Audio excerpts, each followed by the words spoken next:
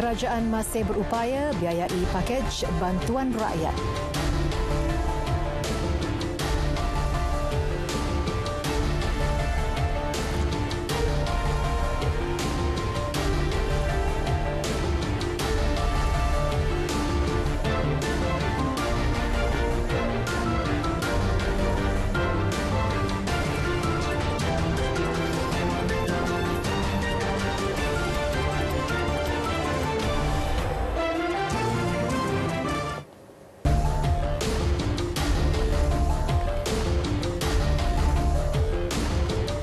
Assalamualaikum dan salam sejahtera saudara. Anda bersama saya Nur Alis, Aidil Akhbar untuk laporan berita tengah malam. Saudara, kerajaan masih mempunyai ruang fiskal walaupun terhad bagi membiayai pakej rancangan ekonomi untuk terus membantu rakyat. Perdana Menteri Tan Sri Muhyiddin Yassin berkata pengurusan ekonomi negara seperti yang diperakui agensi-agensi penarafan antarabangsa masih dalam keadaan yang baik. Kerajaan setakat ini ujarnya telah melaksanakan 8 pakej dengan nilai melebihi RM530 bilion. Ini termasuk lebih RM80 bilion suntikan fiskal kerajaan. Ia memanfaatkan lebih 20 juta individu dan 2.4 juta perniagaan. Defisit kerajaan juga dijangka akan melebihi unjuran 6% tahun ini dengan mengambil kira kesan kawalan pergerakan terbaru dan PKPD di Selangor. Tan Sri Muhyiddin juga berkata geran khas prihatin tambahan 5.0 bakal diperkenal untuk terus memastikan kelangsungan perniagaan terutama PKS. Dia merupakan sektor yang terpenting daripada banyak sektor-sektor lain. Dia merupakan enjin ekonomi negara kita. Dan dia merupakan 90% entiti perniagaan di negara kita. Maknanya 90% aktiviti perniagaan di dalam lingkungan PKS. Bayangkan kalau PKS tutup, mana seluruh ekonomi kita akan tutup. Ini tak boleh kita biarkan begitu. Dia menyumbang 40% KDNK negara. Isnin ini pentas demokrasi negara kembali dibuka. Mesyuarat khas Dewan Rakyat bagi penggal ketiga Parlimen ke-14 akan berlangsung selama 5 hari, manakala Dewan Negara 3 hari. Perjalanan persidangan kali ini berbeza dengan sebelumnya. Laporan Andy Reza Rohadian.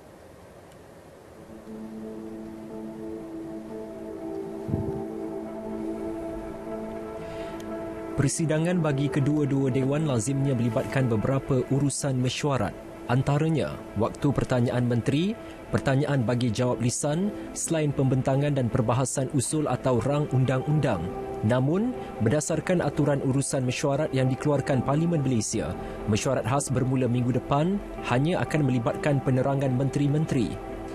Istilah penerangan daripada menteri bagaimanapun tidak bermakna wakil rakyat cuma mendengar taklimat kerajaan semata-mata. Tegas Menteri Komunikasi dan Multimedia Datuk Saifuddin Abdullah, kesemua ahli parlimen masih boleh mencelah untuk mengajukan soalan, berkongsi pandangan, bahkan berbahas panjang mesyuarat. Perkara tersebut turut disahkan Menteri di Jabatan Perdana Menteri, Parlimen dan Undang-Undang, Datuk Seri Taqiyuddin Hassan. Jadi ada setengah di kalangan lah, saya tak nak sebut siapa lah. Dia kata ini dengar taklimat je, kita nak bahas. So, boleh bahas. Ahli Parlimen pada sidang kali ini boleh meminta penjelasan dan membahaskan apa yang dibentangkan oleh Menteri. Ini jelas, ini jelas. Jadi tidak timbul penerangan sebelah pihak ataupun hanya mendengar taklimat saja. That's not true. Not true at all. Kesemua pandangan yang dikemukakan ahli parlimen, baik kerajaan maupun pembangkang, akan diteliti dan diambil kira untuk menambah baik usaha kerajaan menangani pandemik COVID-19. Yang Perdana Menteri sendiri telah menekankan bagaimana pelan pemulihan negara sedang dibuat sekarang ini dan akan diwujudkan Majlis Pemulihan Negara yang dipengerusikan oleh Perdana Menteri. Keahliannya dibuka kepada tokoh-tokoh tertentu, pakar-pakar, dan saya yakin akan disertai juga oleh ahli-ahli parlimen daripada pembangkang. Jadi ini adalah perkara yang baik yang akan dibentangkan. Kalau ada pandangan yang lebih baik, sudah tentulah amat-amat dialu-alukan. Sesi penerangan akan dibuat Perdana Menteri dan 4 menteri lain yang melibatkan 5 perkara utama termasuk pelan pemulihan negara, program vaksinasi dan strategi menangani COVID-19, juga mengenai pakej bantuan ekonomi dan pelaksanaan darurat. Kebenaran untuk ahli parlimen berbahas ketika mesyuarat khas penggal ketiga parlimen ke-14 merupakan saranan daripada Perdana Menteri Tan Sri Muhyiddin Yassin sendiri. Ia bukti ketulusan kerajaan dalam memastikan demokrasi di Malaysia terus subur walaupun darurat masih berkuasa. Setiap cadangan dan pandangan yang dikemukakan ahli parlimen akan diteliti secara menyeluruh menggunakan mekanisme semak dan imbang bagi menghasilkan keputusan yang benar-benar melindungi rakyat dan negara, lebih-lebih lagi ketika pandemik. Islari titah Seri Paduka Baginda yang di-Pertuan Agong. Andy Reza Rohadian, Berita RTM. 3 lagi kit ujian kendiri COVID-19 diberi kelulusan bersyarat. Ini menjadikan jumlah kit ujian kendiri diluluskan Kementerian Kesihatan sebanyak 5 jenis. Ketua Pengarah Kesihatan Tan Sri Dr. Nur Hisham Abdullah berkata kit ujian kendiri terbaru itu adalah BRITE COVID-19 Antigen Rapid Test Device. 2 kit lagi ialah All Test COVID-19 Antigen Rapid Test dan Just Check COVID-19 Antigen Rapid Test. 3 kit ujian baru itu menggunakan sampel air liur untuk melaksanakan saringan. Dengan kelulusan terbabit, sebanyak 5 jenis kit ujian saringan COVID-19 boleh dijual untuk kegunaan awam. Hospital Selayang yang dijadikan hospital COVID-19 sepenuhnya bagi kawasan Lembah Kelang akan meningkatkan kapasiti katil untuk pesakit yang berada dalam kategori 3, 4 dan 5. Timbalan Ketua Pengarah Kesihatan Awam Datuk Dr. Chong Chi Kiong berkata operasi Selayang telah dimulakan. Ia akan selesai dalam 48 jam untuk menyediakan 450 katil bagi pesakit COVID-19. Langkah itu merupakan strategi yang perlu diambil dengan kadar segera. Pasukan petugas khas Lembah Kelang telah ditubuhkan untuk menangani isu peningkatan jumlah kemasukan pesakit COVID-19 ke hospital. Ia juga berperanan untuk mengurangkan beban pada sistem penjagaan kesihatan. 44 orang rakan media daripada pelbagai agensi di Kedah telah lengkap 2 dos vaksinasi yang diambil di Pusat Pemberian Vaksin PPV di Stadium Sultan Abdul Halim, Jalan Sukemenanti, Alor Star. Exco Penerangan, Komunikasi dan Multimedia dan Perdagangan Dalam Negeri dan Hal Ehwal Pengguna Kedah, Romani Wan Salim hadir melihat proses suntikan tersebut. Beliau turut diberi penerangan oleh Komandan PPV Dr. Farhana Ruslan. Pada kunjungan ke PPV berkenaan, Romani turut menyampaikan sumbangan sebagai penghargaan dan sokongan kepada petugas-petugas di pusat tersebut. Pihak Berkuasa Penerbangan Awam Malaysia CAAM memulakan siasatan berkaitan isu pendaratan helikopter bagi mengambil bungkusan nasi kandar di Padang Ipoh semalam. Siasatan menjurus kepada pelanggaran peraturan-peraturan penerbangan awam Malaysia 2016 dan aturan penerbangan awam sekiranya ada. Ketua Pegawai Eksekutif CAAM, Kapten Chester Vu memaklumkan pihaknya juga menyemak sama ada pengendali dan kru helikopter terlibat melaksanakan operasi penerbangan dalam skop diluluskan. Agensi itu menegaskan semua pengendali pesawat perlu patuh peraturan umum berkaitan penerbangan. Tular di media sosial apabila helikopter terbabit dikatakan mendarat di Ipoh untuk mengambil nasi kandar. 32 rumah di Pasir Putih Kelantan rosak teruk akibat ribut dan hujan lebat. Kejadian berlaku 4.30 petang semalam. Tinjauan mendapati penduduk masih trauma dengan insiden terbabit.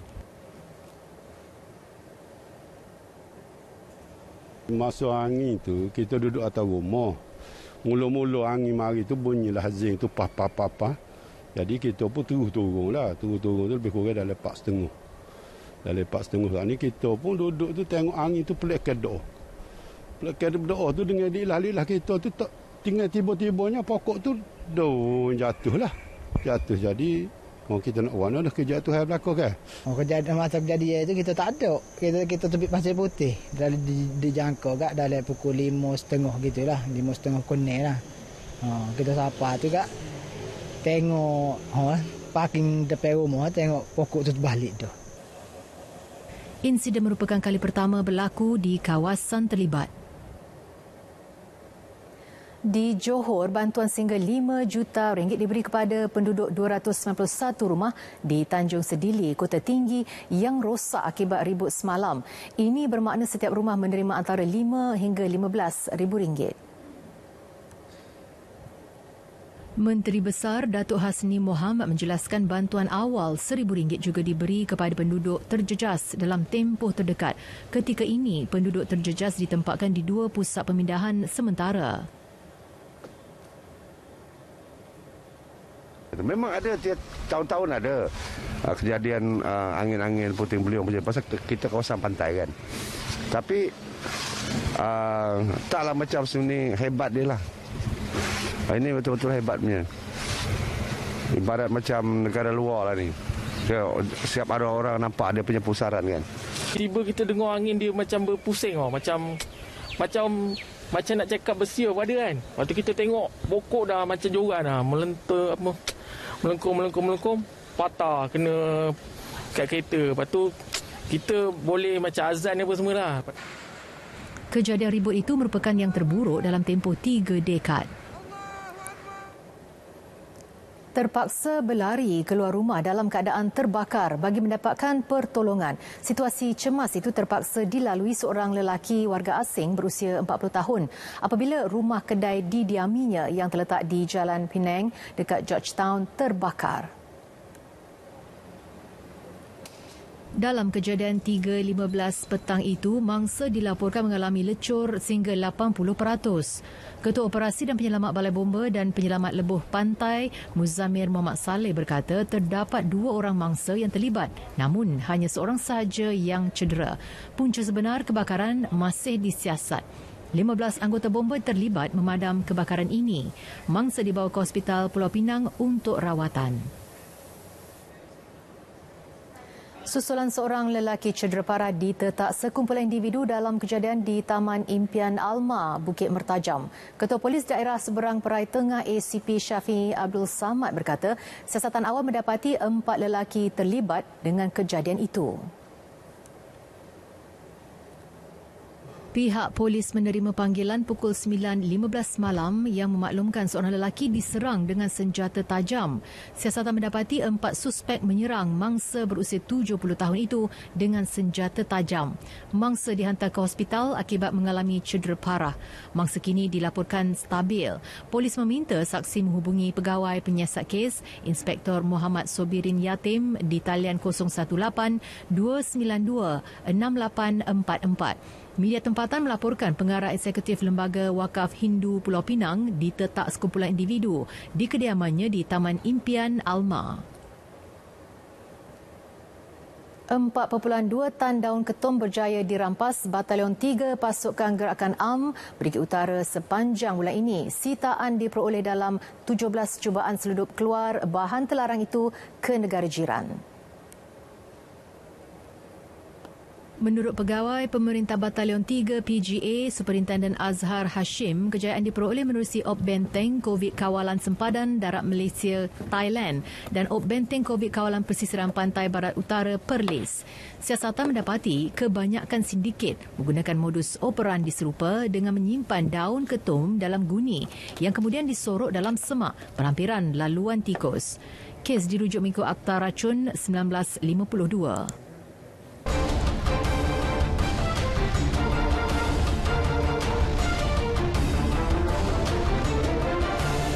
Saudara, sukan kita mulakan dengan aksi badminton di Olimpik Tokyo 2020. Langkah kanan buat pasangan beregu lelaki negara Aaron Chia So Woo-yik apabila berjaya menundukkan pasangan ranking ke-8 dunia dari Korea Selatan Choi So-gyu, Seo Seong-jae dengan straight set 24-22, 21-15 petang tadi. Laporannya bersama Muhammad Sharifuddin Arsad. Dan selepas itu kebangkitan Aaron Chia So Woo-yik berjaya mengawal permainan di set pertama dengan baik walaupun ditentang pasangan muda Korea Selatan ini. Pengalaman dan keterangan Aaron Chia So Woo-yik menjadi faktor kemenangan walaupun dipaksa bermain deuce sebelum menang 24-22 di set pertama. Biarpun beraksi kali pertama di pentas Olimpik, Erin Chia Soh Hui Yik terus beraksi cemerlang di set kedua, memaksa Choi Sol-yu Seo Seung-ji melakukan kesilapan yang akhirnya memberi kemenangan 21-15. Erin Chia Soh Hui Yik dijadual bertemu pasangan utama Indonesia Muhammad Ahsan dan Hendra Setiawan selepas ini pada 26 Julai. Sementara itu, dalam acara beregu campuran, Chan Peng Soon Goh Liu Ying tewas kepada pasangan Hong Kong Tang Chun Man Zi Ying Sweat pada aksi pertama kumpulan D. Set pertama menyaksikan mereka memberi saingan sengit sebelum tewas 18-21. Pemenang pingat perak Olimpik Rio 2016 itu berjaya bangkit di set kedua untuk menang 21-10. Di set penentuan, gandengan negara terutama Liu Ying dilihat hilang fokus dan ia dimanfaatkan lawan untuk menang 21-16. Mereka akan bertemu wakil Jerman Lamsfors Mark Hetrik Isabel pada perlawanan kedua kumpulan esok. Nasib sama juga menimpa beregu wanita negara Chow Mei Kwan Lee Meng Yen. Pasangan berkenaan tewas pada aksi pertama kumpulan A kepada lawan dari Indonesia, Polly Gracia Rahayu Apriani yang berlangsung pagi tadi. Mei Kwan Meng Yen yang berada di ranking ke-11 dunia tewas straight set 14-21, 17-21 dalam masa 47 minit. Keputusan ini bermakna mereka perlu menang ke atas dua lawan selepas ini, iaitu pilihan utama dari Jepun, Yuki Fukushima, Sayaka Hirota petang esok serta pasangan nombor 14 dunia dari Britain, Chloe Birch, Lauren Smith pada 27 Julai. Hanya dua pasangan teratas daripada 4 kumpulan akan layak ke peringkat suku akhir. Masih lagi perkembangan badminton. Menjelang perlawanan pertama esok, pemain perseorangan negara Li Zijia tampak semakin selesa, semakin yakin untuk bertemu pemain Ukraine Artem Posharov. Enjoy the game atau nikmati permainan, itu kata-kata yang dipegang juara All England 2021 tersebut bagi mengurangkan tekanan.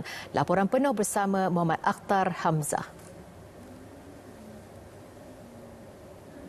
Mengikut jadual acara perseorangan lelaki, Li Zijia pilihan ke-9 acara akan beraksi di Musashino Forest Sports Plaza pada pukul 6.40 petang waktu tempatan. Bagi Zijia, beraksi di Olimpik sememangnya menjadi impian bagi mana-mana atlet dan untuk dirinya yang berupaya membuat penampilan pertama di Olimpik adalah sesuatu yang istimewa. For me, I think Olympic is a very big tournament, and of course, I think the court, the stadium, the atmosphere here is very special for me. And like I said, it's my first Olympic, and I want to. There will be. Zijia menjelaskan beraksi tanpa penonton adalah sesuatu yang sudah dianggap kebiasaan atau lumrah pada ketika pandemik COVID-19 ini. Dan semua atlet termasuk pemain-pemain badminton perlu menghadapinya dan menerima situasi ini dengan hati terbuka. Apa yang penting adalah setiap pemain termasuk dirinya perlu kekal positif dan fokus setiap kali turun ke gelanggang. Walaupun akan bertemu pemain ke-98 dunia Artem Posharov dari Ukraine, Li Zijia yang kini berada di ranking ke-8 dunia tetap akan berwaspada dan bersedia dengan sebarang kejutan. Bermain dalam format round robin, Zijia dijadual bertemu pemain Perancis Brice Leverdes pada 28 Julai ini dalam perlawanan terakhir kumpulan M. Mengikut format, hanya juara kumpulan akan melayakkan diri ke pusingan kalah mati yang dijadual bermula pada 29 Julai hingga 2 Ogos. Seperti yang kita ketahui, jika Zijia berjaya lepasi halangan peringkat kumpulan, beliau dijangka akan bertemu juara Olimpik 2016 Rio de Janeiro, Chen Long dari China. Seperti kata legenda badminton negara, Dato' Lee Chong Wei, permainan Li Zijia kini lebih baik berbanding Chen Long. Dan kita harapkan ianya mampu diterjemahkan Zijia jika benar bertemu Chen Long di pusingan kalah mati. Dalam pada itu, Li Zijia mengambil kesempatan mencuba gelanggang saingan acara di Musashino Forest Sports Plaza, menjalani latihan atau sparring bersama pemain Ireland Nguyen Nyat, 21 tahun, yang merupakan bekas juara Eropah bawah 17 tahun 2016.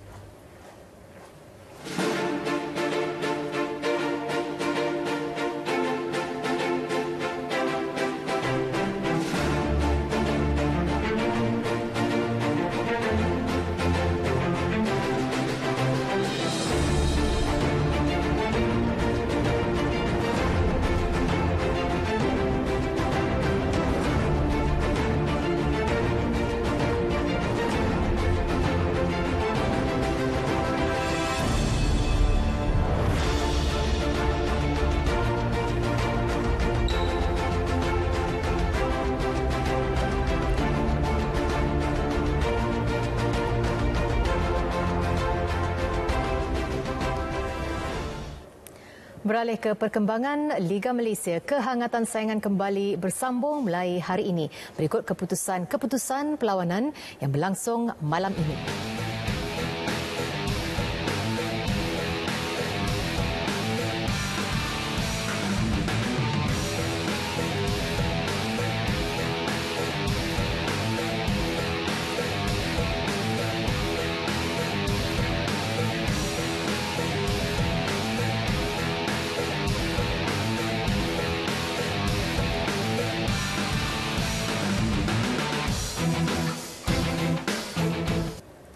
Saudara, berita tengah malam berakhir di sini. Lindung diri, lindung semua. Saya Nur Alis Aidil Akhbar mengucapkan Assalamualaikum dan jumpa lagi.